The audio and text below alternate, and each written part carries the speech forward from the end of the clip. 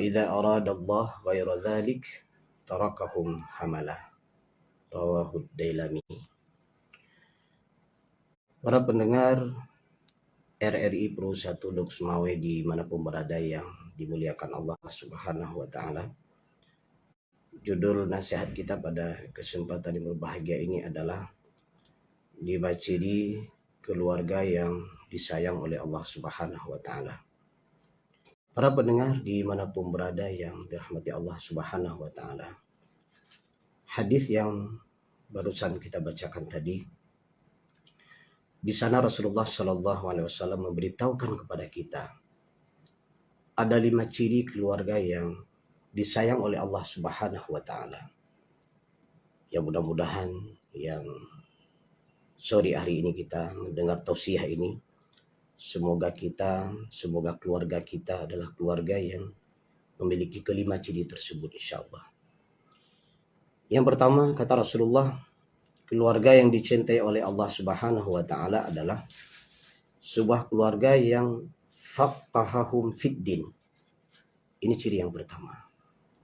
Adalah sebuah keluarga yang cenderung kepada agama Allah Subhanahu wa Ta'ala, yaitu dinul Islam. Bagaimana kita memahami sebuah keluarga yang cenderung kepada agama Allah? Yang pertama adalah tugas kita sebagai orang tua di dalam sebuah keluarga menanamkan nilai akidah yang benar pada keluarga kita. Seorang ayah yang memiliki akidah yang benar, seorang ibu, suami dan istri yang memiliki akidah yang benar, kemudian mereka ajarkan kepada anak-anak mereka akidah yang benar, tauhid, nilai-nilai keimanan. Karena ini merupakan adalah dasar hal yang paling utama yang harus dimiliki dalam seseorang yang ingin memahami atau mengamalkan nilai Islam.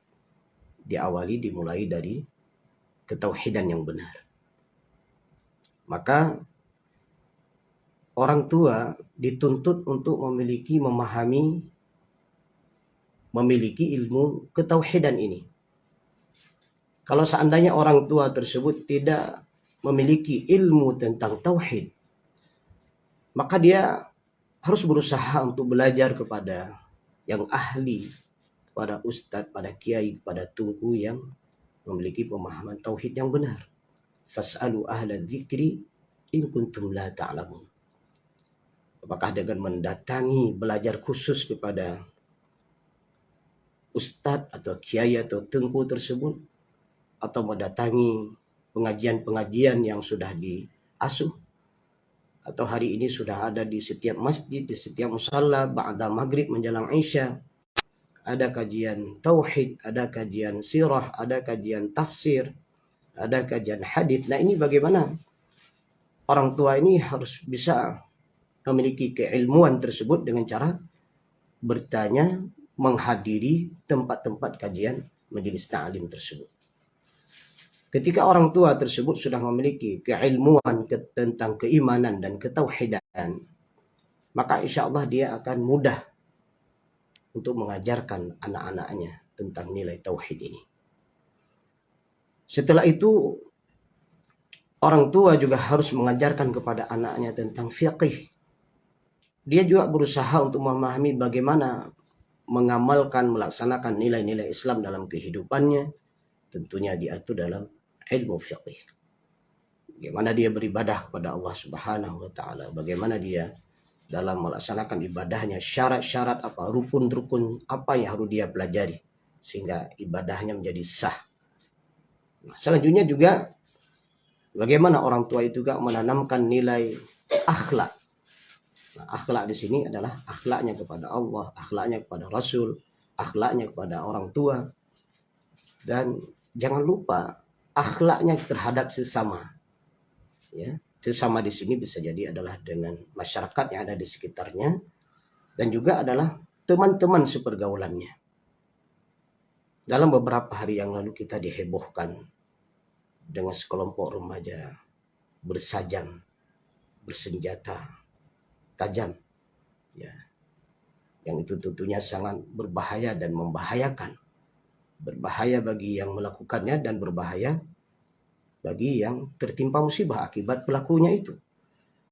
Nah ini ala kulli hal, kalau kita melihat kenapa hal semacam ini bisa terjadi, dan ini pun terjadi di Aceh. Dulu kita pernah mendengar bahwa kejadian seperti ini di luar Aceh, tapi hari ini terjadi di depan mata kita dan di daerah kita. Daerah yang notabene bersyariat dan dilakukan oleh anak-anak yang usia 14 sampai 25 tahun yang masih remaja, masih muda. Nah, di sini peran orang tua harus membimbing mereka bagaimana berakhlak dengan masyarakat, bagaimana berakhlak dengan temannya, termasuk bagaimana berakhlak dengan lingkungannya. Karena sesungguhnya sebuah keluarga yang menanamkan nilai akhlak kepada anak-anaknya, maka insya Allah saat dia keluar dari rumahnya, maka dia akan menampakkan nilai akhlak yang baik. Dan tidak sedikit kita melihat hasil survei dan hasil telaah dan polisi beserta jajarannya ketika menangkap para geng motor, ya, apapun bentuk namanya, begal, perampok, pencuri, maling. Kalau itu pelakunya adalah anak-anak remaja, anak-anak yang masih muda belia, salah satunya mereka adalah yang bermasalah dalam keluarganya. Dan ini tentunya adalah orang tua. Maka di sini kita mengajak, menghimbau, wahai para orang tua, sesibuk apapun Anda, tolong lihatlah anakmu. Sayangi mereka, didik mereka, rawat mereka, rangkul mereka. Ajarkan akhlak kepada mereka. Banyak sekali ranah-ranah yang bisa kita fungsikan. Di antaranya adalah di fakultas. Nah, Masya Allah, kita berharap di fakultas, di tempat kuliah. Ya, di samping mereka kuliah, ada kegiatan halaqah-halaqah pengajian, Al-Quran, nilai-nilai agama. Nah, ini dimanfaatkan. Dan bila perlu oleh rektor sendiri memberikan instruksi khusus bahwa bagi para mahasiswa wajib mengikuti kegiatan pengajian yang ada di tempat kuliahnya. Ini untuk apa? Untuk membentuk akhlak mereka agar terbentuk nilai dinul Islam. Selain di kampus, di mana lagi? Di sekolah. Nah, ini tugas kita para guru. Kalau tadi tugas para dosen, rektor dan para dosen. Nah, ini kepala sekolah dan para guru. Bahwa ajarkan nilai-nilai agama kepada mereka. Di samping kita mengajarkan nilai-nilai pelajaran umum, tanamkan nilai Islam kepada mereka agar mereka terbentuk akhlaknya. Kemudian di masjid kita berharap juga aktifnya remaja-remaja masjid. Karena remaja masjid ini akan bisa merangkul anak-anak muda, anak-anak remaja untuk memahami nilai Islam. Dan banyak sekali ranah-ranah yang lain yang bisa dilakukan sehingga terbentuknya kualitas keislaman yang baik pada diri anak-anak muda dan remaja ini. Yang kedua, ciri sebuah keluarga yang disayang oleh Allah Subhanahu wa taala adalah yang muda menghormati yang tua. Masya Allah. Bagaimana orang tua senantiasa menyayangi anak-anaknya. Kemudian anak-anaknya menghormati orang tuanya. Abang sayang kepada adiknya. Adik menghormati kakak dan abangnya. Nah, ini ditanamkan dalam keluarga. Mulai dari cara berbicara yang sopan dan santun, tidak menyakiti. Orang tua kalau berbicara tidak menyakiti hati anaknya. Anak-anak kalau berbicara tidak menyakiti hati orang tuanya. Abang ketika berbicara tidak menyakiti hati adik-adiknya. Adik-adik yang ketika berbicara tidak menyakiti hati kakak dan abangnya. Ini harus ditumbuhkan dan dibiasakan dalam sebuah keluarga. Karena mereka yang terbiasa saling menghormati dalam sebuah keluarga. Ketika mereka keluar bergaul dengan teman-teman dan kawannya, itu mereka akan saling menghormati juga. Karena sudah kita tanamkan nilai itu dalam keluarga kita. Nah, ini ciri yang kedua. Keluarga yang disayang oleh Allah Subhanahu wa taala. Kemudian yang ketiga, yang lemah lembut dalam pergaulan. Masya Allah. Jadi orang tua itu jangan kasar dengan anak-anaknya. Jangan berbicara kasar. Tapi bicaralah yang lemah lembut.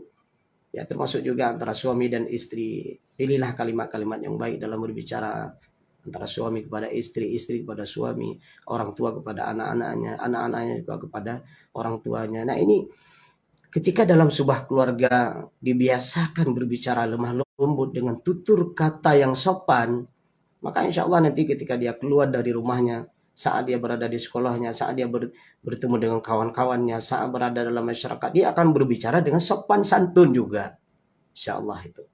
Nah ini tugas orang tua dan tugas dalam keluarga bagaimana menciptakan lemah lembut dalam pergaulan. Kemudian yang keempat, sederhana dalam hidup. Bagaimana dalam sebuah keluarga itu menjalani hidup apa adanya, bukan ada apanya. Bagaimana kondisi pendapatan sebuah keluarga, kasih tahu kepada anak-anaknya, nak, orang tuamu hanya bisa mencari rezeki, mendapatkan rezeki, jumlahnya hanya seperti ini. Maka hidup kita sesuaikan dengan kondisi pendapatan kita. Jangan lihat kondisi kawan-kawanmu, jangan bandingkan dengan orang-orang yang lebih kaya dari kita, jangan.